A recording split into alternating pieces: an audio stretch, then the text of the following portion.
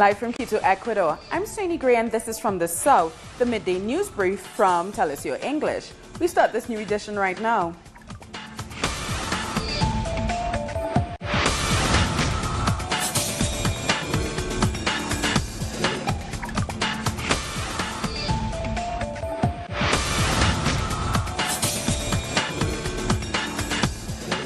The Catalan Parliament has been debating its response to the Spanish government's decision to invoke Article 155 and suspend Catalonia's autonomous powers. Thousands of students marched to the Catalan government's headquarters in Barcelona as the president, Carles Puigdemont, said he was leaving it up to the regional parliament whether to declare Catalonia's independence immediately. We don't know right now what is going to happen because the situation we are living in is very chaotic, but we will continue waiting to see what will happen. Not the unilateral declaration of independence immediately, dialogue, and then talking about it. But they have not shown any interest in dialogue, so therefore we need to declare independence. The Catalan president early cancelled an announcement where he was expected to call early elections in Catalonia. He said he hadn't received sufficient guarantees from the government in Madrid that a call for elections would avoid the imposition of direct rule from Madrid. The Spanish Senate has been meeting to decide when to implement Article 155. My duty was to try honestly and legally to avoid the impact on our institutions by the application of Article 155 that the Spanish government has approved. This application is outside of the law and it is abusive and unfair. Hurricane season may not be over for the Western Caribbean since an area of instability and thunderstorms is developing in Nicaragua and Honduras. However, closer to the end of the week, the storm is expected to move away from Central America into warmer waters. According to experts, the system has a 40% chance of becoming a hurricane, and if it does, it will be called Hurricane Philly. Caricom Chair and the Prime Minister of Grenada, Keith Mitchell, has described Wednesday's Caricom Mexico meeting as a success. He says they have committed to forming a partnership to addressing disaster planning, recovery, and new trade opportunities. Mexico and the 14 Caribbean community countries agreed to work together and ensure that they achieve the optimum outcome from the upcoming International Donor Conference to be held at the United Nations in New York, November 21st. They have also decided to work on realistic solutions to disaster recovery and mitigation, especially during hurricane season. These include implementation of sustainable energy technology and early warning systems to strengthen resilience and reduce vulnerabilities. We'll also take joint action in multilateral fora and internationally to mobilize support in further strengthening the Caricom institutional capabilities to disaster risk management, including on economic issues such as graduation as high-income countries and preventing de-risking measures. Cooperation and de-risking is one of the main areas agreed on this 7th Mexico Caricom meeting. The technical cooperation program in the areas of health, statistics and ICT are also included in line with priorities of Caricom Strategic Plan 2015 to 2019. But the government of Enrique Peña Nieto has been highly criticized over the Caricom meeting. Critics and experts question the Mexican leader's lack of a proper response to the earthquake that happened last month. Our correspondent Pablo Perez has the details. So at the end of the Caribbean Community Summit, the 4th Caribbean Community Summit held in Belize, Mexico's President Enrique Peña Nieto committed to train Caribbean countries on risk assessment and emergency protocols in case of natural disasters, something that hit really hard on the Caribbean countries this hurricane season. It seems a little contradictory because there are a lot of people, analysts and experts criticizing Peña Nieto's government response to the disaster that happened in Mexico City and the Istmo of Tehuantepec during the last September earthquakes.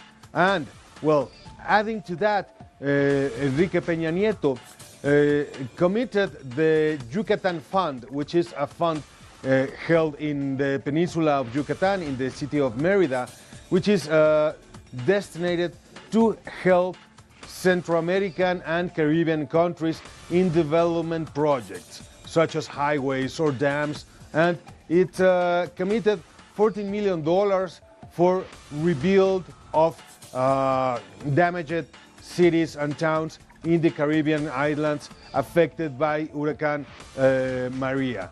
So it seems that the Caribbean Community Summit was very beneficial for the Mexican president, which seems like something that he really needed in this time when Mexico is still struggling to get back on its feet after the earthquake. This is the situation here from Mexico. We go back to you. We thank Pablo Perez for that report. Now for the last in our series of reports on the situation in Puerto Rico after Hurricane Maria. We should remember that the island is a free and associated state of the United States. That means it shares the same emergency management system. But given the slow response from the White House, pro-independence activists say there could be hidden motives. Most of the island is in ruin. Before the cyclone, Puerto Rico had filed for bankruptcy, unable to pay its debts to U.S. investors. One thing on top of another. Many say the island is falling apart and they want to leave.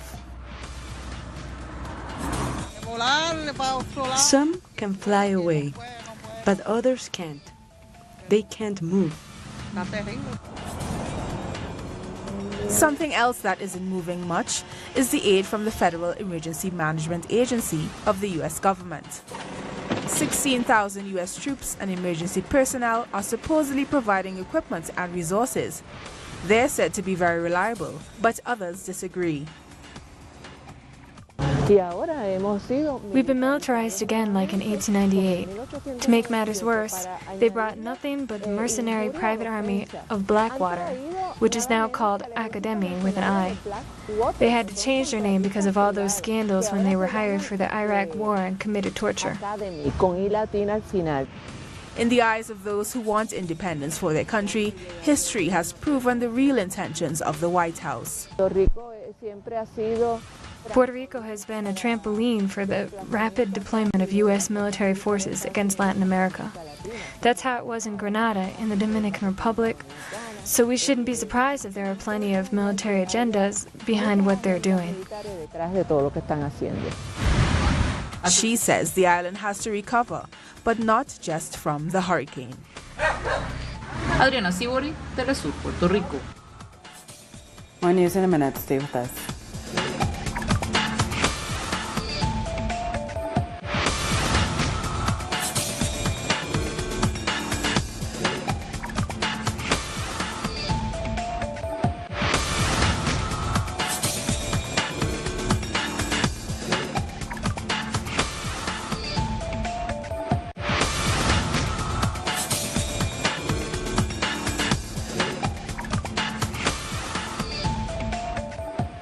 Welcome back. Hundreds of activists protested against President Michel Temer in Sao Paulo on Wednesday. They took to the streets after Brazil's Congress voted down a corruption probe against the embattled unelected leader. The vote means he will not have to face trial and is free to pursue austerity reforms in Latin America's biggest economy.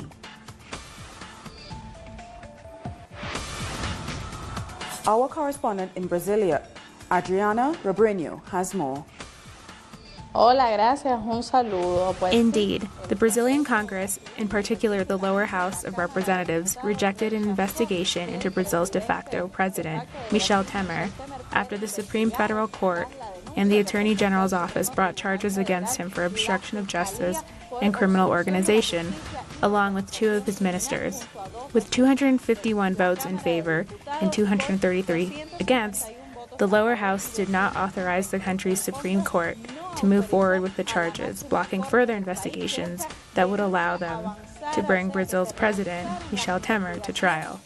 According to the opposition, these events took place thanks to a government strategy of nepotism and vote buying. It is said that this strategy has cost anywhere between $3 and $10 billion. What seems clear is that votes were bought in order to guarantee Temer's freedom after the second round of charges. Congress had already saved him when the first corruption charges were brought against him in August. It's worth mentioning that this time Temer received fewer votes in his favor than he did in August. This makes it clear that from now on it will be harder for him to obtain approval inside Congress for a series of reforms he still intends to implement. For example, a reform to the pension system, which from this point on will likely be one of his priorities. Another important thing this vote makes evident is the great gap that exists between the interests of the Brazilian people and the interests of Congress. According to polls, 89% of Brazil's population was in favor of the investigation into Temer. Nevertheless, Congress once again has turned its back on the people and voted in favor of the complete opposite of what the majority wanted. This has been the main result of the vote. Therefore, Temer continues leading the country in a position for which he was not elected. Adriana Robreño in Brazil. And staying in Brazil, the former President Lula da Silva is traveling around Minas Gerais as he builds his new political project. Our correspondent Andre Vieira is tracking the Lula caravan, as it's being called. We are here following former President Lula da Silva and his motorcade as he develops the second part of his project, Lula for Brazil, with a clear objective to build a new popular movement This morning Lula is visiting a federal institute that he created during his administration. After that, he will go to a cachaça factory, the traditional beverage of the region and Brazil. Lula is always talking to the people and listens to their criticisms, even the critics of his government and the government of Dilma Rousseff. This is all to build a better project, a better government for a society that right now is affected by the neoliberal measures of Michel Temer. Right now we can hear these young people chanting Lula's name because he was the one that gave them the opportunity to access education at the Federal Institute of Education that he created, and it was the only chance for these people to have a good education.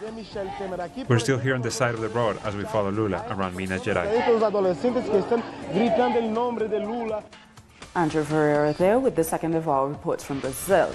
Peace talks to end the conflict with Colombia's largest remaining guerrilla group, the ELN, have restarted here in Ecuador. We have more in this report. The fourth round of this public phase of the peace talks between the Colombian government and the National Liberation Army is underway in Ecuador. The negotiations are taking place behind closed doors at Cachapamba ranch outside Quito.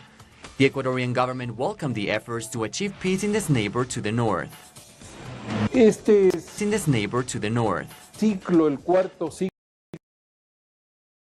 The beginning of this fourth cycle occurs well, because between the end of the third cycle and this one, there has been major progress in building trust and efforts for full peace. During the meeting, both sides focused on the bilateral ceasefire agreement, which is valid until January 2018. This stage of the agreement happened after talks took place a few days ago between representatives from the FARC's political party and delegates from the Colombian government. Ecuador confirms its position to continue to work for complete peace in Colombia. Ecuador will guarantee its participation as long as Colombia needs. This country feels honored to host these historic dialogues. This new cycle of talks has a full participation of the ELN delegations and representatives from other countries such as Brazil, Chile, Colombia, Norway and Venezuela to guarantee a dialogue process paving the way to end the armed conflict. There have been strong reactions after the president of the Colombian Congress, Rodrigo Lara, didn't allow members of the FARC to enter the Congress. For the former rebels, this represents a violation of their rights as a political party. This is very concerning, and we hope the government realizes that the peace agreement means not only the ceasefire with the FARC, but to be open to a truly democratic and peaceful society. They still haven't gotten a judge to define their legal situation, and therefore some victims or political sectors may feel very uncomfortable with their presence here. You can't deny the right of speech in these open spaces to citizens, especially to those who put down their arms precisely to allow words to be valid above wars and bullets. We have had this type of model in Colombia before, where there were alleged thefts and alleged criminal acts, but which could actually be related to a terrible logic of prosecuting those who have different ideas, and also media who have the purpose of being an alternative to fight the conglomerates. Now, Venezuela's Constituent Assembly is considering a proposal to bring forward local elections to December of this year. And the one opposition governor-elect in Venezuela, who refused to swear in before the Constituent Assembly, has been told he cannot take up his post. The Regional Assembly in the state of Zulia declared that Thomas Guanapa of the Justice First Party had ruled himself out after he refused to recognize the National Constituent Assembly. The four other opposition governors elected on October 15th, all of them from the Democratic Action Party, took their oath earlier this year.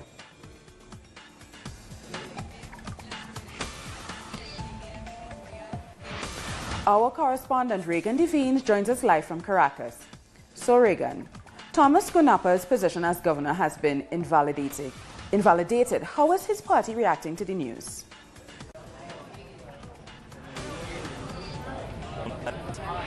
Yeah, you're right. Has declared vacant his position, the governorship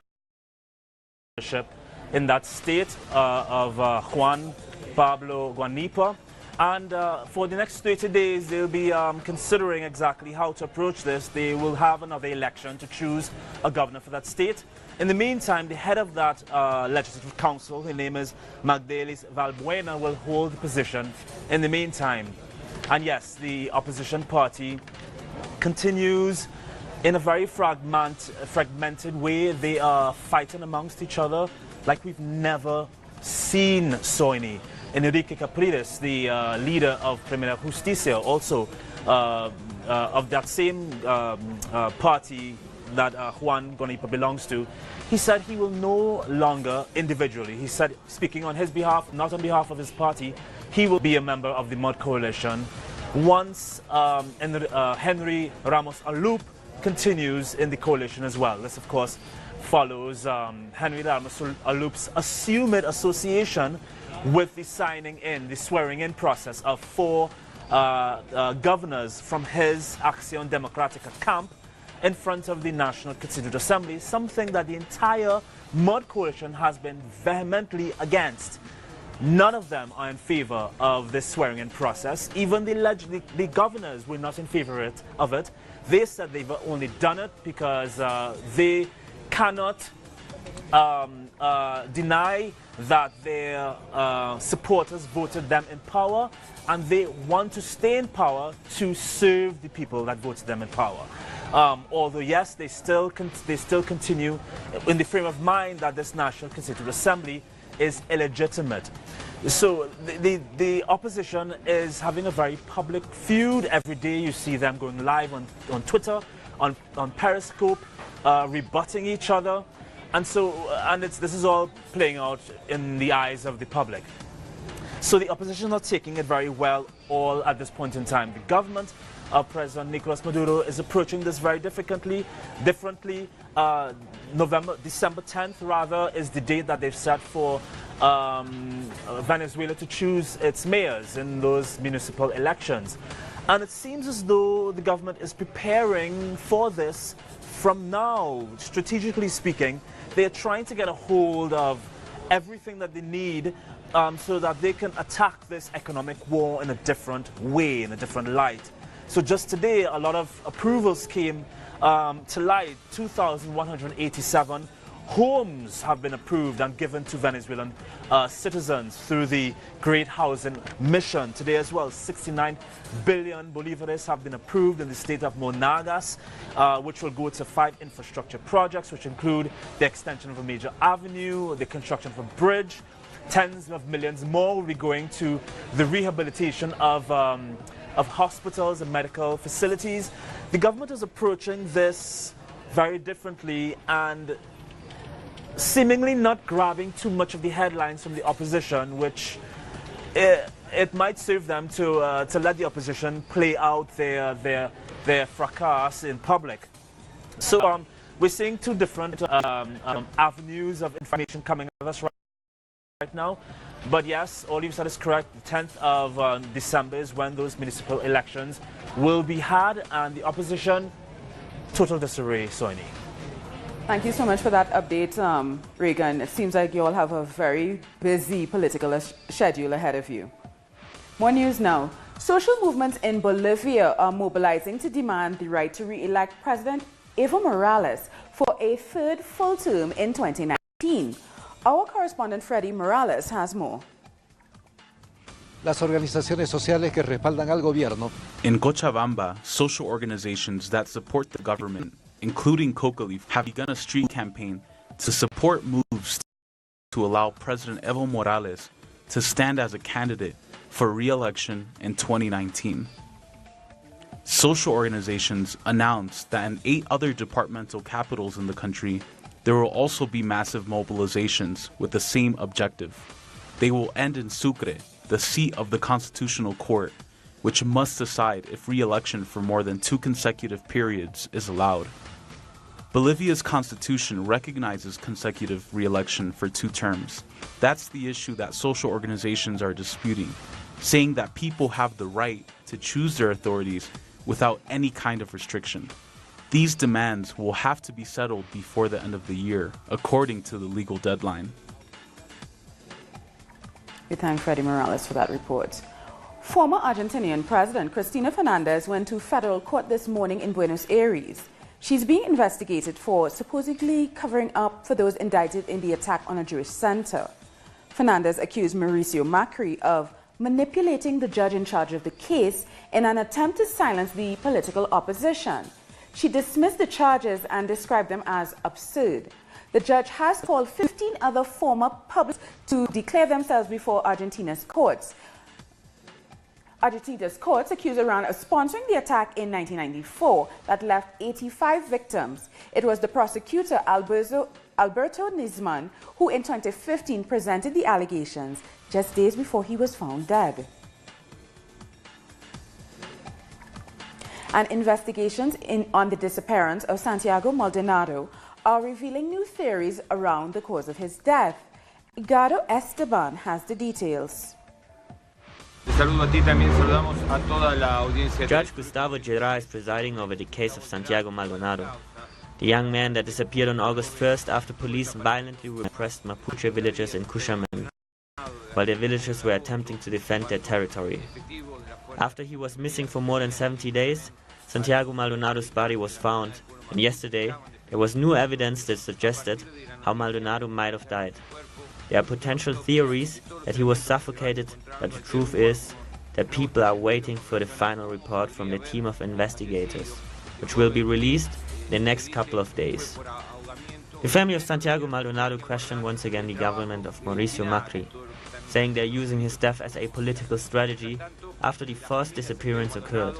The family is asking to allow justice to work as it should. There's a lot of expectation to know the final conclusion from the investigation, an intense process that is trying to gather all the evidence. On November 1st, a march will take place at Plaza de Mayo, called by political groups, human rights defenders, social movements and the family of the victim, in order to ask for justice and truth regarding the details on how Santiago Maldonado disappeared and died. That report from Igaro Esteban. New information about the Odebrecht case in Mexico has come to light as social organizations uncovered documents that seem to implicate important public officials. Another investigation revealed new insights about the relationship that Odebrecht had with the campaign team of President Enrique Peña Nieto. The documents show details about around the $10.5 million that the construction business deposited in a tax haven under the name of a Peña Nieto collaborator. There was a coincidence on the date of the presidential campaign and the deposits of the supposed bribe payments. Now we ask ourselves if this was actually a campaign funding, as it happened in other countries. With documents, emails, deposit receipts and other evidence, the investigative team that traveled to Brazil highlighted the testimony of a representative of a business during an investors' meeting. Dijo textual de Enrique Peña Nieto. In that meeting, Mr. Fadigas said that they had followed Enrique Peña Nieto's campaign all along. All of the information was made available to the Mexican authorities. The public prosecutor's office recently declared the case closed despite the amount of evidence. They said they concluded the investigation of the Odebrecht case, of the Lozoya case. This after the sudden destitution of the FEPADE's prosecutor. This calls for a lot of attention. For Senator Padierna and a number of analysts, these documents that were recently revealed by the organization have a clear significance. What we are questioning, what the FEPADE prosecutor is investigating, is actually if there was any deposits to the pre-2012 campaigns. This would be very serious because it would question the election of the president. During this week, the Senate called the interim prosecutor for him to explain the dismissal of the Electoral Offense Special Prosecutor. For now, and just right after these documents were published, Mexico doesn't have a public official that is investigating the corruption cases around the electoral campaign.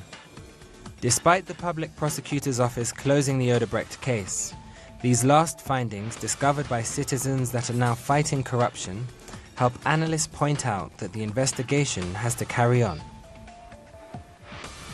Now let's take a brief look at some of the news making headlines around the world. At least 3 people have been killed across Kenya during protests over the election rerun that has been boycotted by the opposition. Police used tear gas against opposition supporters and fired live rounds in the air at demonstrators. Meanwhile, election observers have reported there is intimidation and harassment of voters and monitors in some parts of the country. The indicator we are seeing people being intimidated in some parts of the country already is not a very good thing in terms of transparency, inclusivity of the process. So those could speak to lack of a free atmosphere in which voters could be able to enfranchise themselves as far as voting is concerned. So that's a fear. At least 47 people were killed by 2 explosions and a fire at a fireworks factory in the western outskirts of Indonesia's capital. Over 30 people were injured, and according to local police, the death toll is expected to rise. Over 100 employees were believed to be in the building at the time of the blast.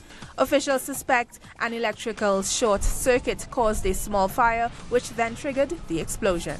Iceland will hold a snap parliamentary election on Saturday after the current government collapsed last month due to a scandal involving the Prime Minister's father. The outgoing government would be the shortest lived in Iceland's history. Well, the government collapsed because of somewhat of a scandal, even though it's a bit complicated. One of the 3 parties in the coalition said they would not be able to continue because of secretive behavior of the leading coalition party, the Independence Party, and so they resigned from the government, which resulted in the government collapsing, and this called for a snap election. An estimated 300,000 mourners have flocked to Bangkok, Thailand, to pay their last respect to the late King Bhumibol Adulyadej, who died last October. Thais dressed in black offered folded flowers of sandalwood paper at altars set up across the capital. Adulyadej was known as the People's King, and his 5-day funeral, which officially began on Wednesday, took a year to prepare and is said to have cost $90 million. We've come to the end of this midday news brief.